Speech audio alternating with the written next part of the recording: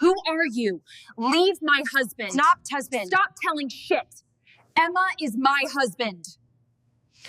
For 20 years, Marcus Chun lived behind invisible walls.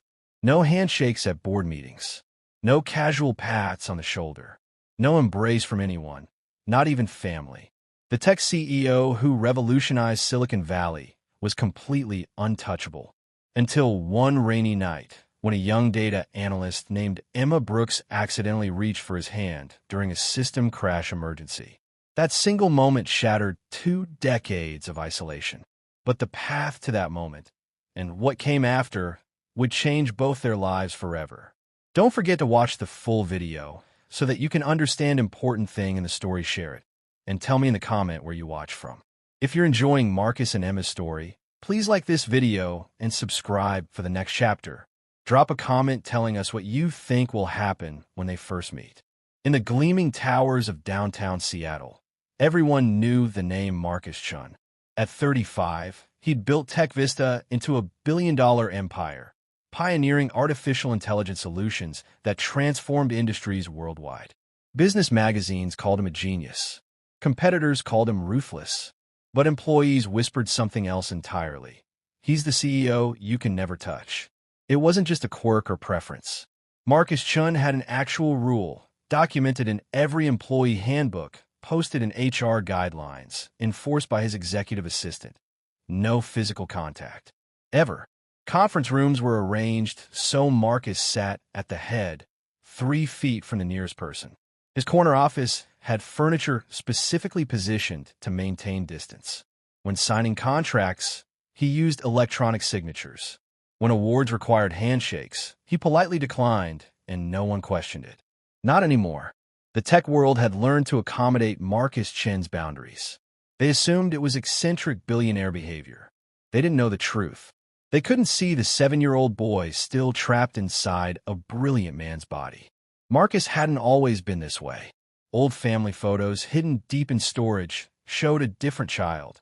One who climbed in a laps for story time, who ran barefoot through gardens, who hugged everyone freely. But that child disappeared the year his mother passed away from cancer. His father, devastated and lost, remarried quickly. Victoria seemed perfect at first. Elegant, composed, sophisticated. In public, she played the devoted stepmother. Behind closed doors, she became something else entirely. Victoria resented Marcus from the beginning. She hated his questions, his laughter, his very existence. But most of all, she hated that his father's love for his son remained unshakable. So she created rules. Rules that applied only to Marcus. No entering the main living areas when guests visited. No playing with toys in common spaces. No making noise after 6 p.m. And most importantly, never, ever touch her. Marcus was just a child. Sometimes he forgot. And when he forgot, Victoria made sure he remembered. The breaking point came during a fierce thunderstorm when Marcus was 7. He'd accidentally knocked over a glass of water at dinner. Victoria's rage was immediate. She dragged him to the basement storage room, shoved him inside, and locked the door. "Don't you dare touch anything of mine again," she hissed through the wood. Lightning illuminated the small, windowless space through cracks. Thunder shook the foundation. Marcus cried until his voice gave out, pounding on the door until his small fists were bruised. His father was traveling for business. He always was. Hours passed.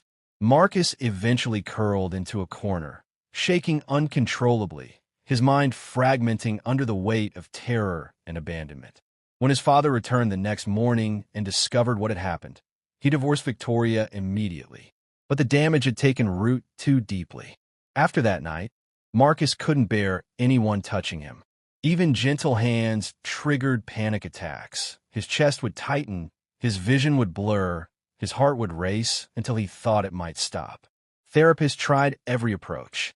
Medications, exposure therapy, cognitive behavioral techniques. Nothing worked. Marcus learned to adapt. He built walls, emotional and physical. He excelled in school, focusing on computers and technology where human contact wasn't required. He discovered he could communicate through screens, lead through emails, build empires without ever shaking a single hand. By his 20s, Marcus had transformed his trauma into an empire. Tech Vista grew rapidly, and his no-touch policy became accepted as just another eccentricity of a tech genius. His staff learned to work around it. Business partners adapted. The media found it intriguing. But inside, Marcus remained that terrified 7-year-old boy locked in the dark, waiting for someone to open the door. His Seattle penthouse was immaculate but empty. His office was powerful but cold. He had everything money could buy: private jets, luxury cars, properties worldwide, but he'd never experienced simple human warmth. No comforting hugs, no friendly embraces, no intimacy of any kind. Marcus told himself he didn't need it. He'd survived this long. He could continue indefinitely. What he didn't know was that everything was about to change. Because 3,000 miles away, a young woman named Emma Brooks was packing her bags, preparing to move to Seattle for a new job at Tech Vista. And neither of them knew that her arrival would shatter the carefully constructed walls Marcus had spent 20 years building. Emma Brooks had never imagined she'd end up in Seattle.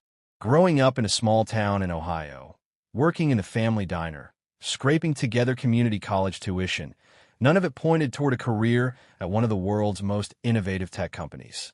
But Emma had a gift. While other students struggled with statistics and data analysis, Emma saw patterns everywhere. Numbers spoke to her in ways they didn't to others. She could look at spreadsheets and identify trends that even seasoned analysts missed. Her breakthrough came during her senior year at Ohio State, when she developed an algorithm that predicted consumer behavior with unprecedented accuracy. A professor submitted her work to a national competition. Tech Vista's recruitment team noticed. The job offer arrived via email at 2 a.m. Emma was working the night shift at a grocery store to help her parents with medical bills. Her father's diabetes medication cost had skyrocketed. She read the offer 3 times, certain she'd misunderstood the salary figure. When she called her mother the next morning, crying, her mom said, "Baby, you've earned this. Go make us proud." Now, 2 weeks later, Emma stood in Tech Vista's lobby, overwhelmed. The building was stunning, all glass and steel, with digital art installations and a reception area larger than her family's entire house. Emma Brooks. A crisp voice interrupted her thoughts. Emma turned to find a woman in her 50s, impeccably dressed, holding a tablet. "I'm Margaret Sullivan, Mr. Chin's executive assistant. Welcome to Tech Vista." "Thank you so much, Ms. Sullivan. I'm excited to." "We need to review some protocols before you start," Margaret interrupted, gesturing toward a conference room. Her tone wasn't unkind, but it was firm. Inside, Margaret pulled up a presentation on the screen. "You've been hired as a junior data analyst, but you'll occasionally interact with executive leadership. There are specific guidelines you must follow, particularly regarding Mr. Chun." Emma nodded, taking notes. "First and most important, Mr. Chin has a strict no-contact policy. No handshakes, no physical touch of any kind. Maintain at least 3 feet of distance at all times." Emma's pen paused. "A no-contact policy?" "Correct. It's non-negotiable. Violation results in immediate termination." "Understand, but why?" Margaret's expression softened slightly. "That's not information we share. Just know that Mr. Chin's boundaries must be respected absolutely. Are we clear?" "Yes, ma'am. Completely clear." The presentation continued. "Don't make direct eye contact for extended periods. Don't enter his office unless specifically summoned.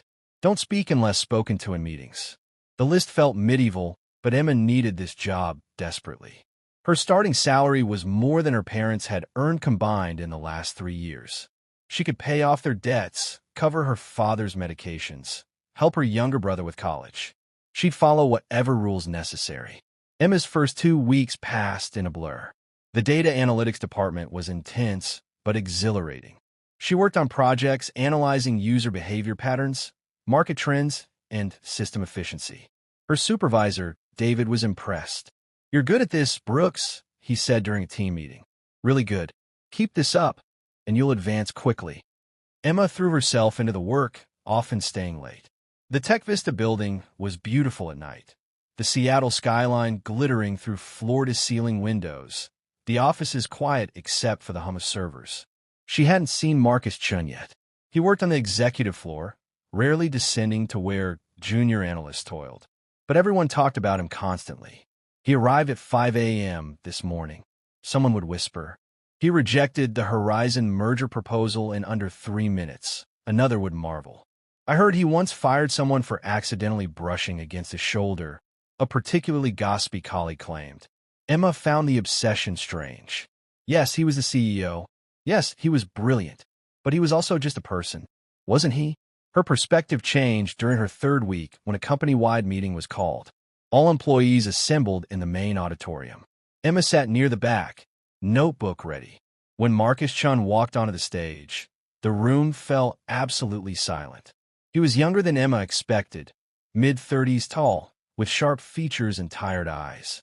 He wore a perfectly tailored charcoal suit and moved with careful precision.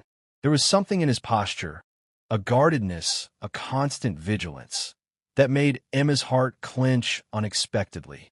Marcus spoke about TechVista's quarterly results, upcoming projects, and innovation goals. His voice was calm, measured, intelligent. But Emma noticed something others might have missed. He gripped the podium tightly, knuckles white. He stood in one spot, never moving closer to the audience. His eyes scanned the room, but never truly focused on anyone. He wasn't just maintaining distance. He was protecting himself. Emma recognized that look. She'd seen it before in her father's eyes after particularly bad days, when pain and fear overwhelmed everything else. Marcus Chun wasn't eccentric or arrogant. He was terrified. The crisis hit on a Thursday night at 9:47 p.m. Emma was one of only 5 people still in the building, finishing a data model for the next morning's presentation. Her desk was littered with coffee cups and snack wrappers, hallmarks of overtime dedication. Suddenly, every screen in the building flickered, then went black. Emergency lights kicked on, bathing everything in eerie red. Emma's computer died mid-calculation. Around the floor, backup generators hummed to life, but the main systems remained dark. Her phone buzzed. Critical system failure. All available personnel report to server room immediately. Emma grabbed her access badge and ran toward the elevators. Dead. She took the stairs instead, climbing 5 flights to the infrastructure level where the server rooms housed TechVista's core systems. When she burst through the door, she found chaos. Technicians were shouting, pulling cables, typing frantically on laptops connected to auxiliary power. Screens displayed cascading error messages in red. "We're losing everything," someone yelled. "The backup systems aren't responding." "Where's Chun?" another voice called out. On his way down, Emma's supervisor, David, spotted her. "Brooks, thank God. We need every analyst running damage assessment. Get on Terminal 7. Emma didn't hesitate. She dropped into a chair, fingers flying across the keyboard. The system architecture was collapsing, corrupted files spreading like wildfire through the network. If they didn't contain it soon, months of work and client data would be destroyed. "It's a cascade failure," Emma muttered, analyzing the patterns. "The corruption started in Sector J4, but it's jumping protocols. It's almost like..." Her eyes widened. "It's intelligent. Someone designed this to specifically target our backup systems. A cyber attack?" David leaned over her shoulder. "Are you sure? Look at the propagation pattern. It's not random. It's methodical." The door slammed open. Marcus Chun strode in, still wearing his suit, but with his tie loosened. Every head turned. "Status report," he commanded, moving to the main monitoring station. Emma noticed immediately that people physically shifted away from him, creating a bubble of space. Even in crisis, they maintained his boundaries. "Cascade failure, sir," the head technician reported. "We're at 67% system corruption and climbing. Emma Brooks from Analytics thinks it might be an attack." Marcus's eyes found Emma across the room. Their gazes locked for a moment, his sharp and assessing, hers determined and slightly nervous. "Explain," he said. Emma stood, keeping her distance instinctively. "The corruption pattern is too organized. It's targeting backup protocols specifically, like someone mapped our architecture and designed malware to exploit weaknesses. If we don't isolate the source in the next 15 minutes, we'll lose everything. Marcus studied the screens, his mind clearly processing at incredible speed. Can you trace the origin point? I can try, but I need administrative access to deeper system logs. Without hesitation, Marcus turned to his assistant Margaret, who'd arrived moments after him. Give her level 5 clearance. Now, Margaret's eyes widened. Level 5 was executive access, virtually unrestricted. But she didn't argue. Within seconds, Emma's terminal lit up with new permissions. Emma's fingers became a blur. Code cascaded down her screen as she traced the attack backward through layers of system architecture. Marcus moved closer to observe, though he maintained careful distance. There, Emma breathed. The breach originated from an external IP address, but it's routing through our own employee VPN credentials. Someone on the inside helped plant this. Can you stop it? Marcus asked, his voice tight. Not stop, but I can redirect it. If I create a dummy partition and make the malware think it's still spreading while actually isolating it. She was already typing, implementing the solution as she spoke. The room held its collective breath. Error messages slowed, then stopped. System status displays gradually shifted from red to yellow to green. It's working, David whispered. Emma executed the final command. I've quarantined the corrupted sectors. We'll need to rebuild those databases, but everything else is intact. The attack's contained. The room erupted in relieved chatter. Several people applauded. Marcus stood perfectly still, staring at the restored systems. Then he turned to Emma. You saved the company potentially millions in losses, and probably a dozen client contracts. Emma felt her cheeks flush. I just saw the pattern, sir. Anyone could have. No, Marcus interrupted. They couldn't. That was exceptional work. He extended his hand automatically, a gesture of thanks and respect, then froze mid-motion, realizing what he'd done. Emma saw the panic flash across his face. His hand trembled slightly before he slowly, deliberately pulled it back.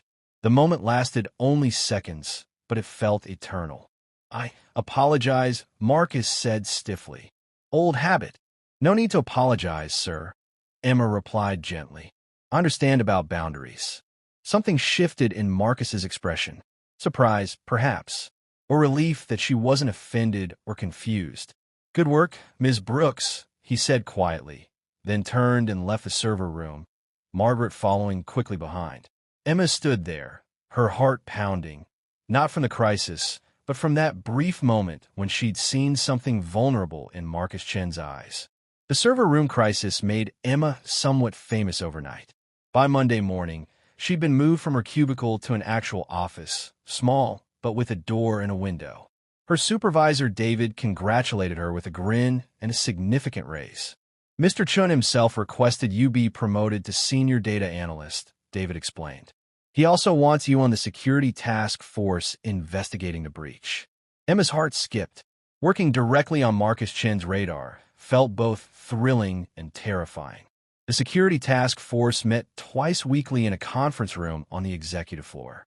Emma had never been up there before. Everything was quieter, more refined. The carpet was thicker, the art more expensive, the coffee definitely better. Marcus attended every meeting, sitting at the head of the table with his usual 3-foot buffer. Emma sat midway down, taking careful notes and contributing when appropriate. She noticed things others didn't. How Marcus's jaw tightened when people spoke too loudly. How his fingers drummed rhythmically against the table when he was thinking deeply. How he'd sometimes close his eyes briefly during stressful discussions, as if steadying himself. During their third meeting, they identified the insider threat, a disgruntled former employee who'd kept VPN access. Marcus's expression remained neutral, but Emma saw relief flicker across his features. Excellent work, everyone, Marcus said when the meeting concluded. Ms. Brooks, could you remain for a moment? Emma's stomach flipped. Others filed out, and suddenly she was alone in the conference room with Marcus Chen. Well, not entirely alone. Margaret stood by the door, ever present. Marcus stood by the windows overlooking Seattle. He didn't turn around immediately. I wanted to thank you properly for your quick thinking during the crisis, he said. You potentially saved this company. I was just doing my job, sir. No. Marcus turned finally. You did significantly more. Your ability to recognize patterns others miss, that's not common. It's valuable. Emma felt warmth spread through her chest. Thank you, Mr. Chun. I'm curious about something. Marcus tilted his head slightly. That night in the server room, when I offer my hand instinctively, you didn't react the way most people do. Emma chose her words carefully. You mean I didn't ask why you pulled back or make you feel uncomfortable about your boundaries? Exactly. My father has severe neuropathy from diabetes, Emma explained. Sometimes touch is extremely painful for him. Even gentle contact feels like burning. I grew up understanding that boundaries around touch aren't always about being cold or distant. Sometimes they're about survival. Marcus was quiet for a long moment. When he spoke again, his voice was softer. That's an unusually compassionate perspective. It's just understanding that everyone has reasons for their boundaries, sir. Something in Marcus's carefully constructed walls seemed to crack, just slightly.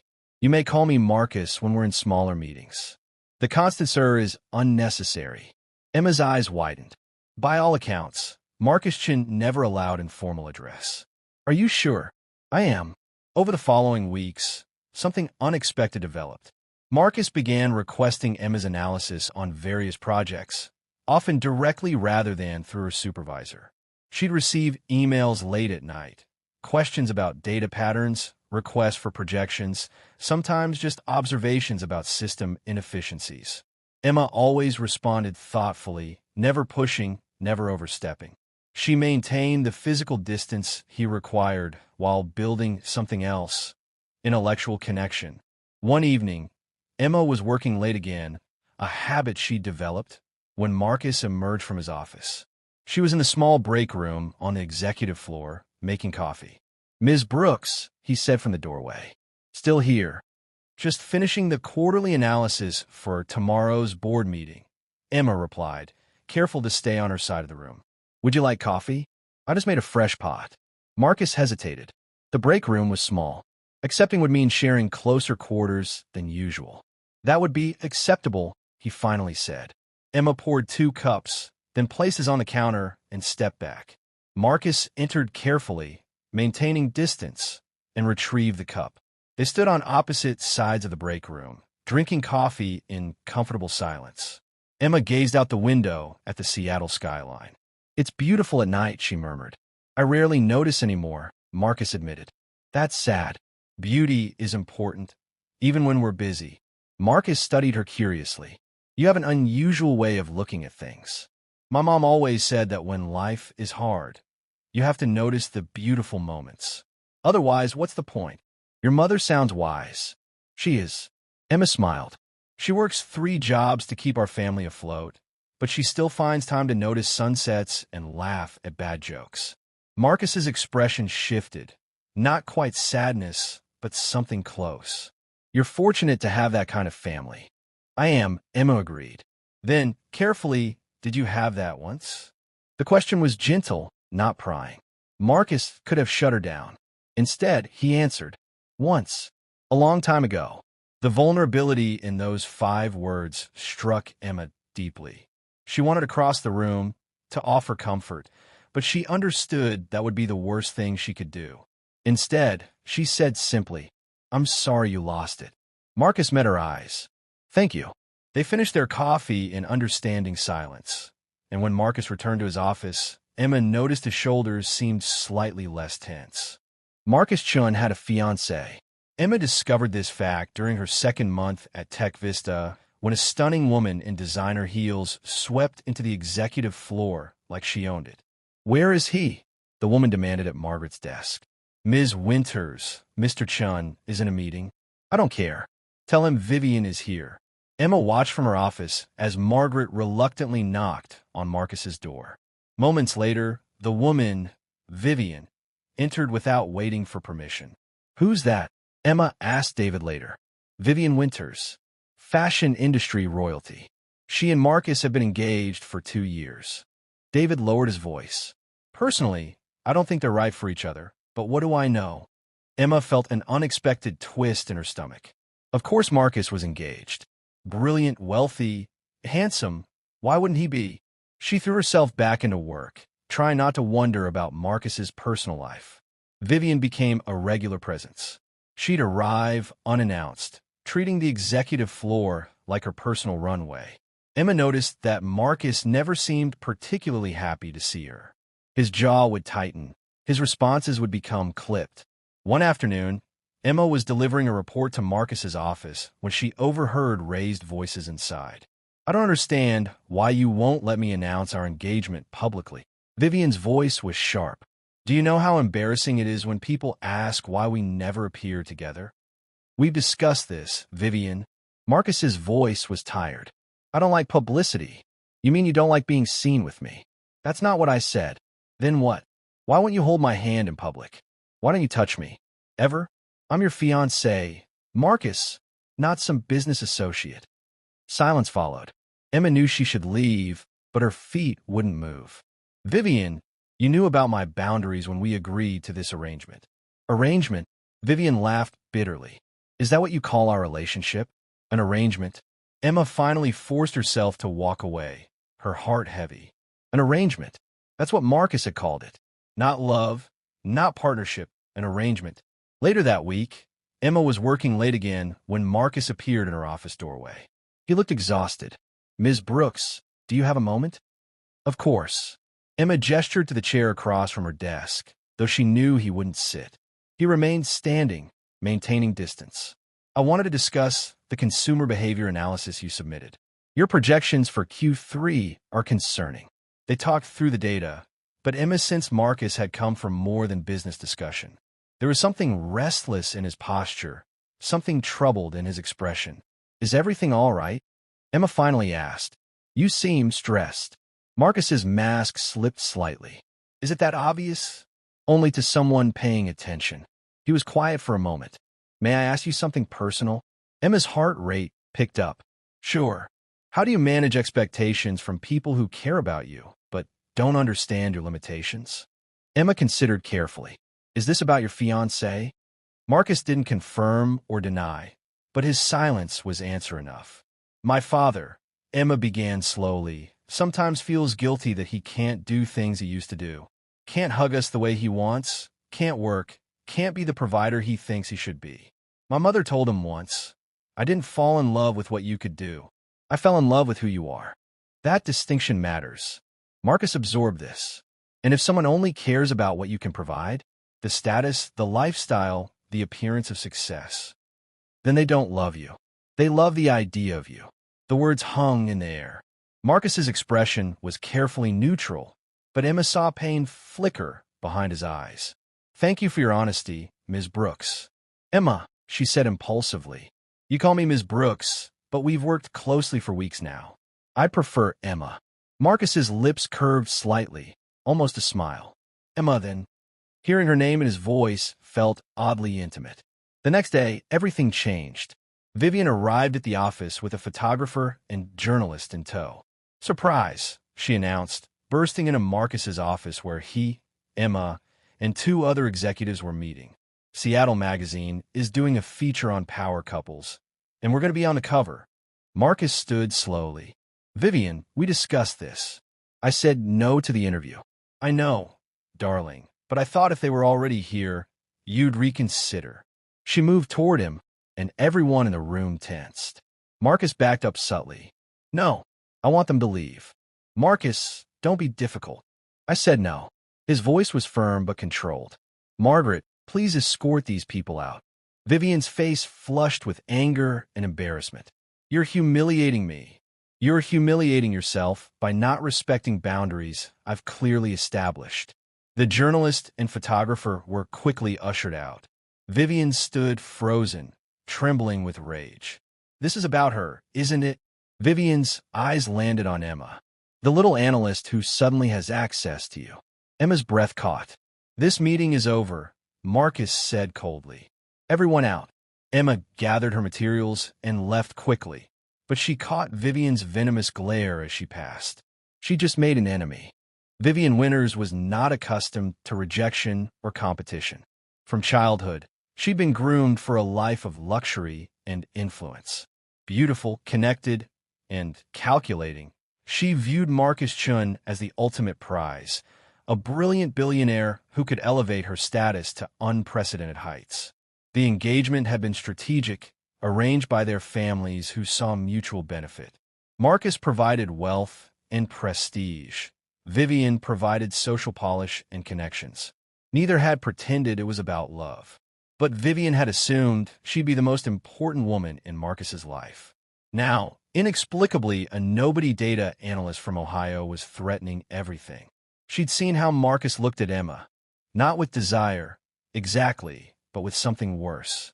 Trust, comfort, the kind of ease he'd never shown with Vivian. Unacceptable, Vivian whispered to herself in her penthouse suite.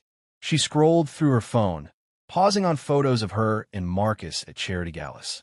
In every image, there was visible distance between them. They never touched, never looked particularly happy. Then she pulled up TechVista's employee directory and found Emma Brooks's profile. Plain, average, nothing special. Yet somehow, she'd gotten closer to Marcus than anyone in years. Vivian smiled slowly. She knew exactly how to eliminate this threat. The following Monday, Vivian arrived at TechVista with purpose. She dressed impeccably. A cream Chanel suit, Louboutin heels, her trademark diamond earrings. She looked like everything Emma wasn't.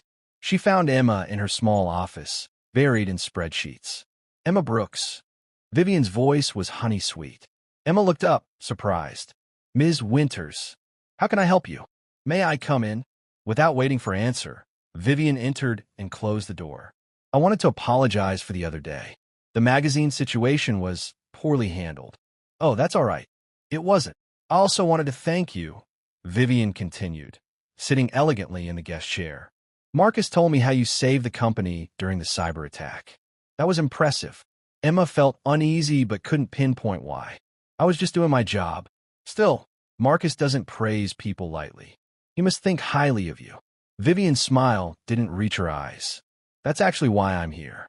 I need advice about Marcus. Woman to woman. I'm not sure I'm the right person. Please, you work with him closely. You've clearly found a way to make him comfortable. I'm his fiancée, and I still feel like a stranger. Vivian's voice cracked convincingly. I love him, Emma. I just want to understand how to reach him. Emma's kind heart softened despite her instincts. Have you asked him about what happened? About why touch is difficult for him? He won't talk to me about it. Vivian dabbed her eyes delicately. But he talks to you, doesn't he? Not really. We mostly discuss work. But you're close. I can see it. Vivian leaned forward. Please, Emma, if you care about Marcus's happiness, help me understand him. What's his story? Emma felt trapped. Sharing Marcus's trauma felt like betrayal, but Vivian was his fiancée. Didn't she deserve to understand? I don't know details, Emma said carefully, but I think something happened when he was young. Something that made him afraid of touch. It's not about you, Ms. Winters. It's about survival. Something when he was young. Vivian processed this. Do you know what? No, and I wouldn't share if I did. That's his story to tell. Vivian stood gracefully. Of course. Thank you, Emma. You've been more helpful than you know. After Vivian left, Emma felt sick. She'd said almost nothing, but somehow it felt like she'd betrayed a confidence. Over the next 2 weeks, Vivian worked her plan carefully. She befriended Margaret, Marcus's assistant, with expensive gifts and compliments. She convinced Marcus to have weekly dinners, at restaurants, in public, where she could be seen as his devoted fiancée. And she started a whisper campaign. Have you noticed how much time Marcus spends with that analyst? She'd mention casually at social events. I'm worried Emma Brooks might have inappropriate feelings for my fiancée. She'd confide to board members' wives. It's sweet, really, how she's developed a crush on Marcus. But it's becoming awkward. The rumors spread like wildfire through Seattle's elite circles and eventually filtered back to TechVista.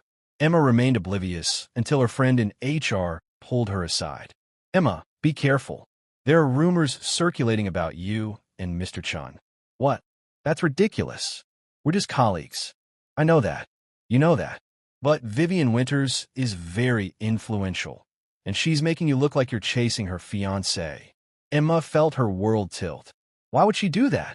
Because you're a threat, Emma. Can't you see it? Marcus treats you differently than anyone else. We're not. Emma stammered. But even as she protested, part of her knew it was true. She and Marcus had developed something.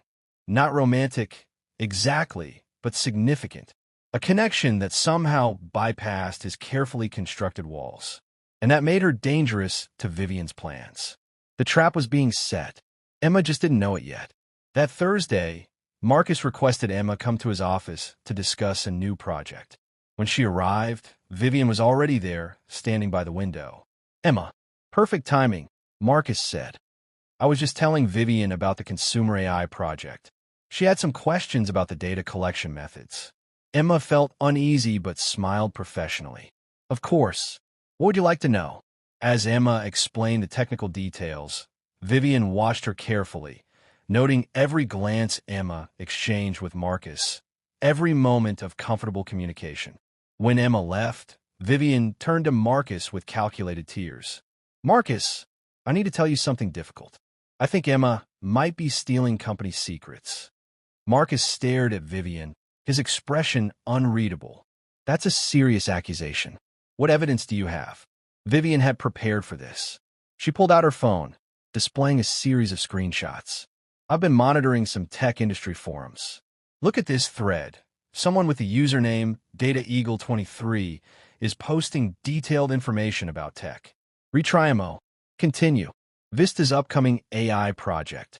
Information that only someone with internal access would know.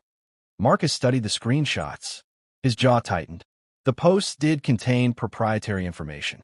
And you think Emma is responsible because I had my assistant do some digging? That username? It's linked to an email address that's almost identical to Emma's college email.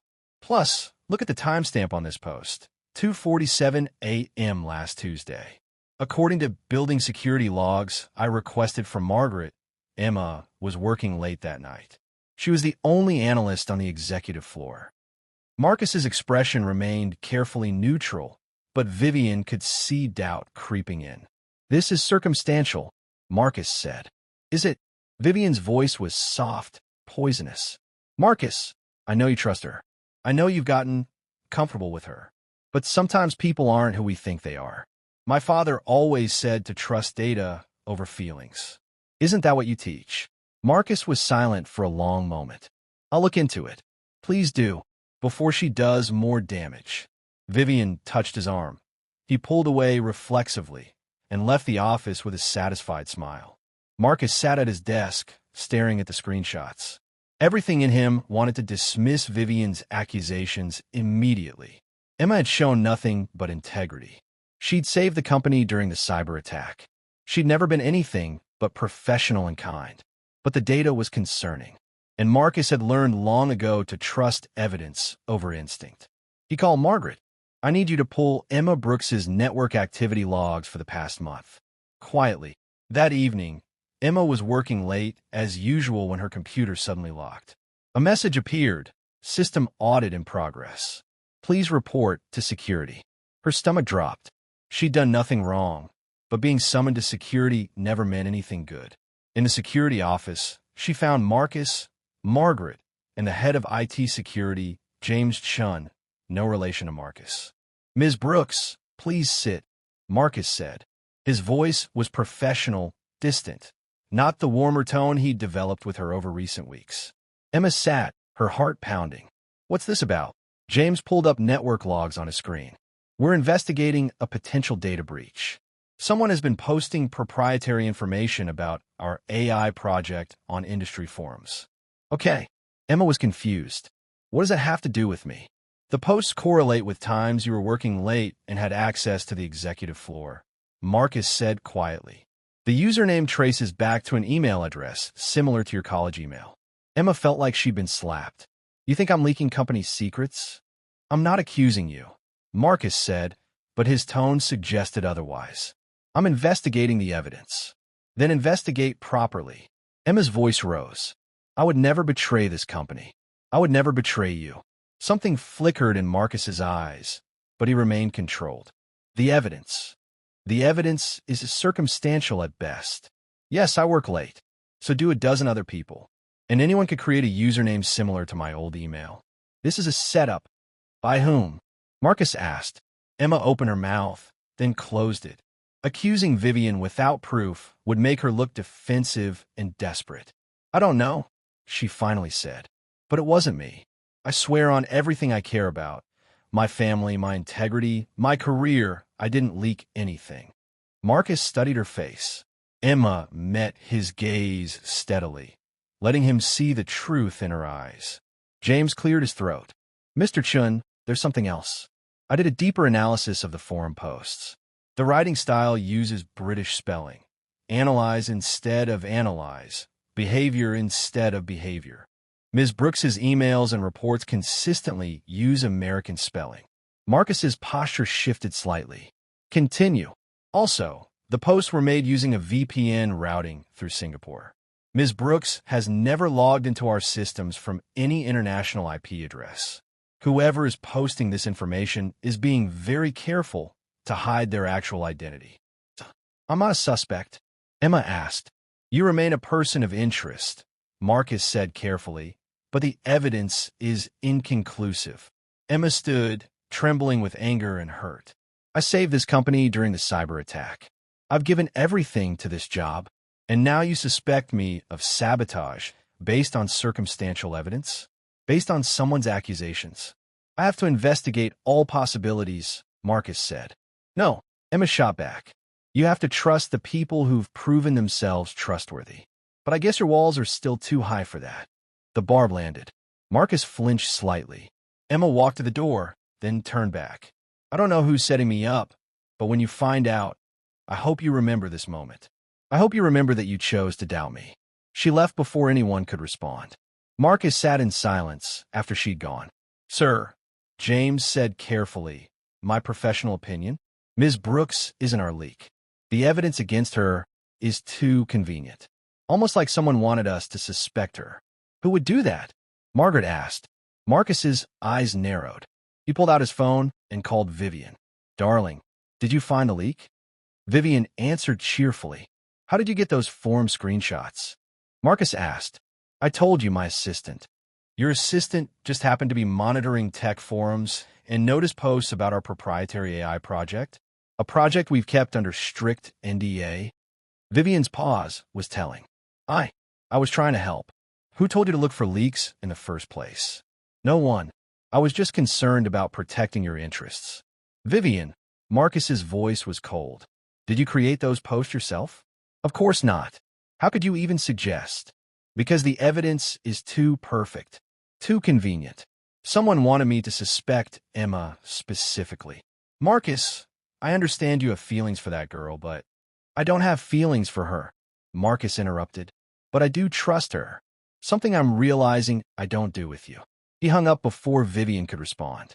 The breakthrough came 3 days later when James completed his forensic analysis. Mr. Chun, you need to see this, James said, entering Marcus's office with his laptop. Marcus looked up from his work.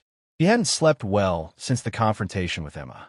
She'd been avoiding him, arriving early, leaving late, taking stairs instead of elevators to avoid crossing his path. The building felt colder without their casual interactions. What did you find? The forum posts were definitely created to frame Ms. Brooks. But the person who made them got sloppy. James pulled up a data trail. The VPN they used? It was paid for with a credit card registered to Winters Media Group. Marcus went very still. Vivian's family company. Yes, sir. And there's more. I pulled visitor logs and found that Ms. Winters accessed your office during lunch last week when you were at the board meeting.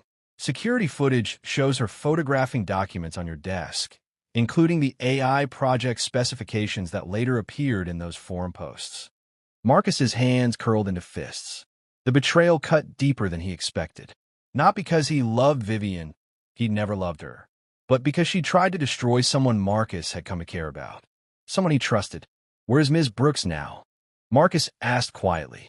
I believe she's at her desk, sir. Marcus stood, then paused. James, forward all this evidence to our legal team. I want a full report prepared. And Ms. Winters?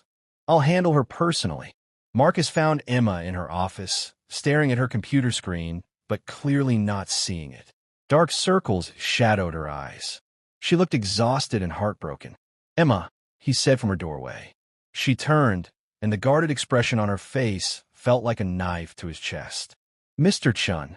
Her voice was professional cold. "May I come in? It's your company." Marcus entered and closed the door. He remained standing, as always, but positioned himself where she could easily see his face. "I owe you an apology," he began. Emma's laugh was bitter. "Do you? I should have trusted you immediately. Everything about you, your integrity, your work, your character, should have made it impossible for me to doubt you. But I let old wounds and circumstantial evidence cloud my judgment." "Why are you telling me this now?" Emma asked. "More convenient evidence appear?"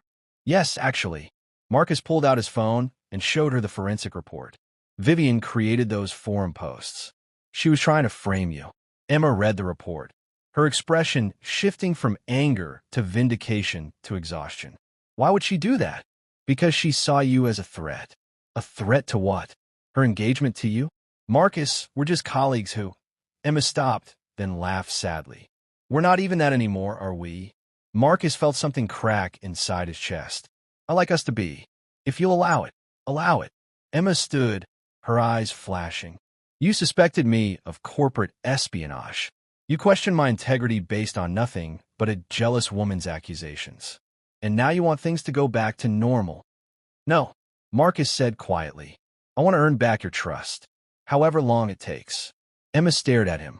She wanted to stay angry, wanted to hold this grudge, but she saw genuine remorse in his eyes. More than that, she saw fear, the same fear he carried from childhood, the terror of opening up and being hurt again. "Why didn't you believe me from the start?" she asked softly. Marcus's jaw tightened. "Because I've learned that people I trust inevitably hurt me. My stepmother taught me that. Years of isolation reinforced it. When evidence suggested you might be lying, it confirmed every defensive instinct I've developed." "I'm not your stepmother," Emma said. "I'm not Vivian. I'm not anyone who's hurt you." "I know. That's what makes my failure to trust you even worse." They stood in silence, processing the weight of the moment. "What happens now?" Emma finally asked. "Legal is preparing a case against Vivian for corporate espionage and fraud. The engagement is over, and I'm hoping that you'll forgive me." Emma wanted to. She could see how much courage it took for Marcus to be this vulnerable, this honest. But trust, once broken, wasn't easily repaired. "I need time," she said. "I understand." Marcus turned to leave, then stopped. "Emma, thank you for being honest about needing time. A lesser person would have accepted my apology without meaning it. Your integrity, even when I didn't deserve it, is what makes you extraordinary." After he left, Emma sat down heavily. Her anger was fading, replaced by a confusing mix of hurt, understanding, and something she was afraid to name. That evening, Seattle was hit by a massive storm. Rain lashed against buildings. Thunder rolled across the sky. Lightning illuminated the city in brilliant, terrifying flashes. Emma was working late. She'd thrown herself into projects to avoid thinking about Marcus. But as the storm intensified, she found herself worried about him. She remembered how he'd reacted to storms when she'd first noticed. The tension in his shoulders, the tightness around his eyes. Thunder reminded him of that basement, of being locked in darkness and fear. Emma told herself it wasn't her problem. He doubted her. He didn't deserve her concern. But her kind heart wouldn't listen. She walked to Marcus's office. Through the glass walls, she could see him standing by the windows, rigid and trembling as lightning split the sky. His hands were clenched at his sides, his breathing visibly rapid. He was having a panic attack. Emma made a choice. She opened the door without knocking. "Marcus," she said gently. He turned, and the look of raw terror on his face broke her heart completely. "I can't, the storm." He gasped. Emma moved closer, slowly, carefully. "Look at me. Focus on my voice. You're safe. You're not in that basement anymore." Marcus's breath came in sharp, painful gasps. His vision tunneled. The thunder sounded like fists pounding on a door, his small fists, years ago, begging to be let out. "Marcus!" Emma's voice cut through the panic. "Can you hear me?" He managed a jerky nod. Good. I want you to try something. Can you name 5 things you can see right now? Marcus's training in breathing techniques, therapy, medication, none of it was working. But Emma's calm voice somehow penetrated the fear. Desk, he forced out. Window. Rain. Your sweater. The clock. Good. For things you can touch. His hands were shaking violently, but he followed her instructions. Wall. Chair. My watch.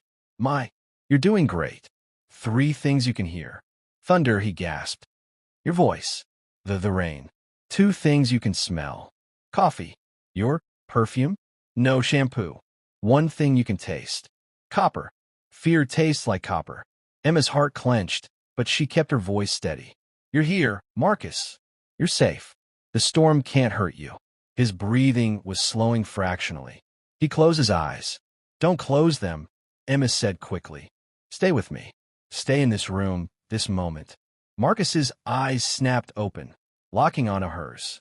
Emma saw a 7-year-old boy looking back at her, terrified, abandoned, waiting for someone to save him. Without thinking, she stepped forward. May I touch you?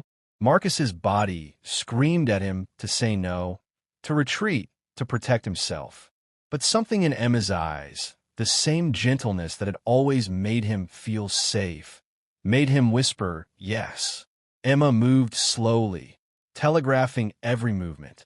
She placed her hand gently on his shoulder. Marcus froze.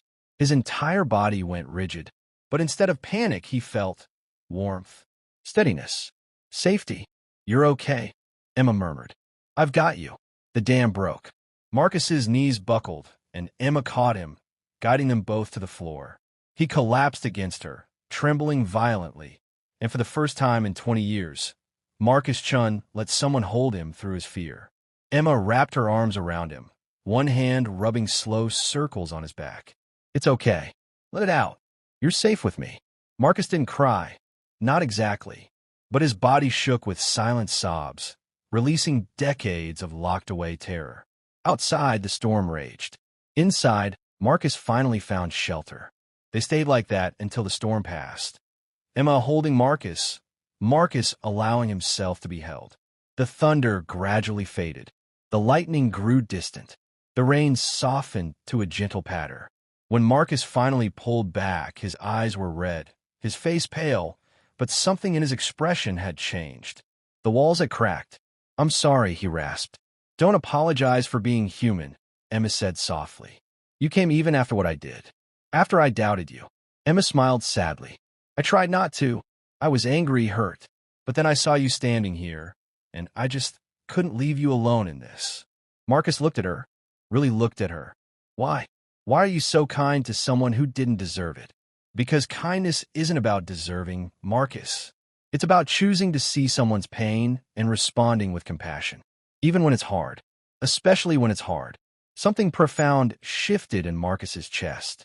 He'd built his entire adult life on walls and distance, convinced that isolation was safety. But here, held by someone who'd every right to walk away, he felt safer than he'd ever felt behind his barriers. I was 7, he heard himself say, when my stepmother locked me in the basement during a storm. She hated me, hated that my father loved me. She wanted me to disappear. Emma listened without interrupting, without judgment. She would punish me for being a child, for making noise, for asking questions, for existing. That night, I'd spilled juice at dinner. Such a small thing. But she dragged me to the basement, threw me inside, and locked the door. Marcus's voice cracked. I cried for hours. I pounded on that door until my hands bled. I begged her to let me out, but she just left me there, all night, with the storm raging and no light and no one coming to help me. My father came home the next morning and found me. He divorced her immediately, but the damage was done. After that night, I couldn't let anyone touch me. Every hand felt like her hands, cold, cruel, dangerous. Emma's eyes glistened with tears. That should never have happened to you. No child should ever feel that abandoned. I've spent 20 years building walls to keep that feeling away, Marcus continued. I became successful, powerful, untouchable. But I was still that 7-year-old boy hiding in the dark. You're not hiding anymore, Emma said gently. Marcus looked at where Emma's hand still rested on his arm. He didn't pull away. You touched me, and I didn't panic. Not right away, Emma pointed out. You were terrified, but I let you anyway, because I trusted you. He met her eyes. I trust you, Emma, more than I've trusted anyone in 2 decades. Even though I needed time to forgive you, especially because of that. You were honest about your feelings. You didn't pretend everything was fine. That kind of integrity is rare. They sat on the floor of his office. The storm passed, the night quiet. What happens now? Emma asked, echoing her question from days earlier. But this time, Marcus had a different answer. Now, he said softly, I stop letting fear make my decisions. I stop pushing away the people who genuinely care. And I figure out how to be the person you saw potential in. Someone who can heal, who can trust, who can be more than his trauma. Emma smiled. That sounds like a good plan. Will you help me? Marcus asked. Not as my employee, as my friend. Friend, Emma repeated, then smiled. Yes, I can do that. 6 months passed, a period of steady, patient healing. Marcus continued therapy, but added something new, talking to Emma. Not professionally, but as someone who understood that healing wasn't linear, that some days were harder than others, that progress looked different for everyone. He fired Vivian immediately, pursuing legal action that resulted in a settlement and public admission of her fraud. The tech press had a field day, but Marcus didn't care about the attention. He cared about the truth. Emma remained at Tech Vista, but their relationship evolved beyond colleague or friend. They had lunch together weekly, always with respectful distance, never pushing boundaries, but growing closer nonetheless. Marcus learned to tolerate small touches. A handshake during meetings, a brief pat on the shoulder, always with warning, always with consent, but progress nonetheless. Emma learned about Marcus's childhood in greater detail, not all at once, but in small stories shared during late-night work sessions. She told him about her family, her struggles, her dreams. They built something neither had expected, genuine understanding. The Seattle office noticed the change. Marcus smiled more. He seemed less isolated. He even attended a company party, staying only 30 minutes, but attending nonetheless. Mr. Chen seems happier, Emma's friend from HR mentioned. Less haunted, Emma smiled. He's healing. That's all. But it was more than that, and Emma knew it. Somewhere along the way, her respect for Marcus had deepened into something else. She admired his intelligence, appreciated his integrity, and felt drawn to the gentle person hiding beneath layers of protective armor. She never said anything. Marcus had enough pressure in his life. He needed a friend, not romantic complications. Marcus, meanwhile, was having his own realization. In therapy one afternoon, his doctor asked a pointed question. You talk about Emma frequently. How does that feel? What do you mean? Marcus asked. You light up when you mention her. Your body language relaxes. You smile without realizing it. So I'm asking, how does that feel? Marcus considered. Safe. Comfortable. Like I can finally breathe. And does that frighten you? Terrify me, Marcus admitted. Because caring about someone means vulnerability. And vulnerability means potential pain. It also means potential joy, his therapist pointed out. You've spent 20 years avoiding pain. Has that made you happy? The question haunted Marcus for days.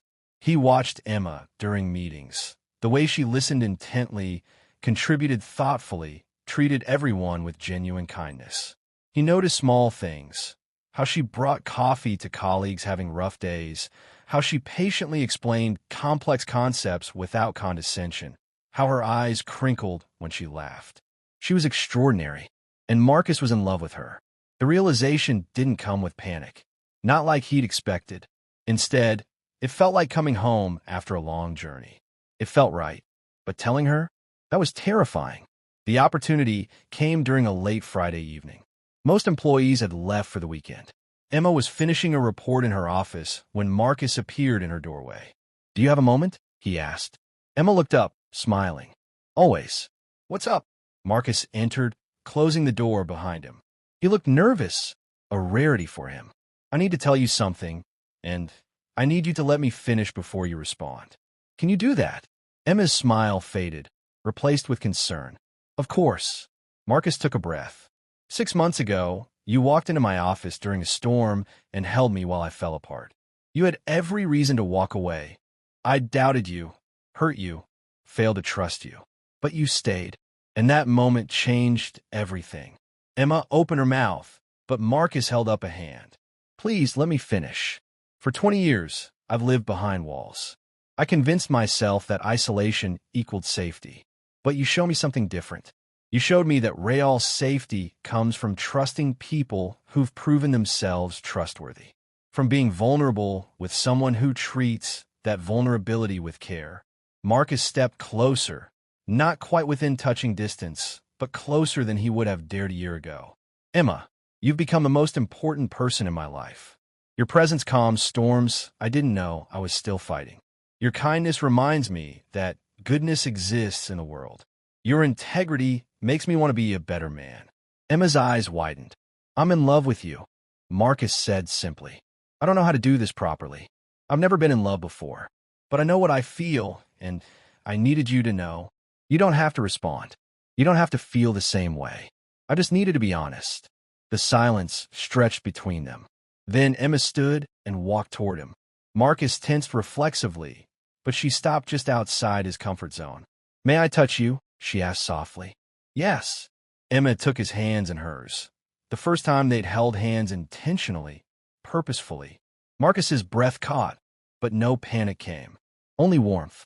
Marcus Chun, Emma said, her eyes glistening. I fell in love with you months ago, but I was afraid to say anything because I didn't want to pressure you or complicate your healing. You love me, Marcus whispered. I do. I love your brilliant mind, your quiet strength, your determination to heal despite how hard it is. I love how you treat people with respect. I love how you fought to become more than your trauma. Marcus squeezed her hands gently. I don't know how to do this. A relationship, being someone's partner, Emma supplied. And neither do I, honestly. I've never been in love before either. But we can figure out together. Slowly, patiently, with the same care we've shown each other all along. Marcus smiled, a real smile that reached his eyes. Together sounds perfect. Emma stepped closer, and for the first time in 20 years, Marcus pulled someone into an embrace. Not a panic-driven collapse, but a genuine, willing hug. They stood there, holding each other, two people who'd been broken by their past, but were choosing healing in the present. Thank you, Marcus whispered against her hair. For what? For seeing me, the real me, beneath all the walls and fear. And for staying anyway. Emma pulled back just enough to see his face. Thank you for letting me in. That took more courage than you know. Outside, Seattle glittered in the evening light. Inside Marcus Chen's office, two people who'd found each other against all odds stood together, facing a future neither had thought possible. Marcus's journey wasn't over. Healing never really is. There would be hard days ahead, moments when old fears resurfaced, times when progress felt impossible. But he wouldn't face them alone anymore. He had Emma, and that made all the difference. Marcus and Emma's story teaches us that healing is possible, that trust can be rebuilt, and that sometimes the greatest courage is allowing yourself to be vulnerable with someone worthy of that gift. Trauma doesn't define us. Our choices in the face of that trauma do. In choosing to open our hearts despite past pain, that's the bravest choice of all. Thank you so much for joining us on Marcus and Emma's journey. If this story touched your heart, please like this video and subscribe to our channel for more inspiring tales of love, healing, and second chances. Drop a comment telling us your favorite moment from the story. We read every single one. And don't forget to hit that notification bell so you never miss our next upload. Until next time, remember, your past doesn't determine your future. Healing is always possible. And love, when it's real, is worth the risk. Red Art.